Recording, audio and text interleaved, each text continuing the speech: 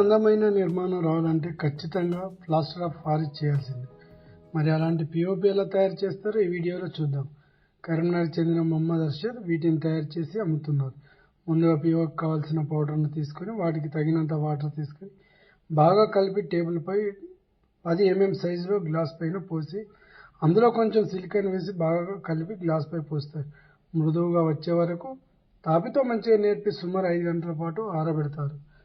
తర్వాత వాటిని తీసి ఎండలో ఆరబెట్టి తర్వాత వాటిని తీసి స్టోరేజ్ చేసి అమ్ముతుంటారని నిర్వాహకుడు రజనీకాంత్ యాదవ్ తెలిపారు. ప్రతిరోజు 4 కలిపి 200 నుండి 500 షీట్స్ వీటిని తయారు చేస్తున్నామని నిర్వాహకుడు అంటున్నారు. ఇక్కడ తయారు చేసిన పిఓపి షీట్స్ జిల్లా వ్యాప్తంగా వెళ్తాయట. ఒక షీట్ ధర వచ్చేసి 100 రూపాయలు ఉంటుందని నిర్వాహకుడు లోకల్ 18 తెలిపారు. मेरा नाम है रविकांत यादव, उत्तर प्रदेश, जिला गाजीपुर। करीमनगर हमारे को 10 साल हो गया। हम लोग पीओपी का काम करते हैं। यहाँ पे ये चीज जो है हम लोग इसको पहले पानी डालते हैं, फिर पानी डाल के बाद गिलास पे डालते हैं। गिलास के डालने के बाद ये जो सीट है ये 10 mm का है। ఇంకా దీనివల్ల ఎండాకాలంలో ఇంటి లోపల కూల్తో పాటు ఇల్లు అందంగా ఉంచడంలో తోడ్పడుతుందన్నారు.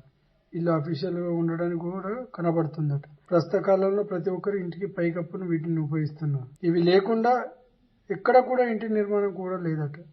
रेसा डालते हैं और वो पीओपी पाउडर डालते हैं, उसके बाद बॉटम से मारते हैं, उसके बाद पतरा मार देते हैं, रेडी हो जाता। हम लोग यहाँ पे 4 आदमी काम करते हैं। इसको सेलिंग में यूज करते हैं, फाइन सेलिंग रहता है उसको सेलिंग यूज करते हैं। एक सीट वही हम 100 रुपये जाता है।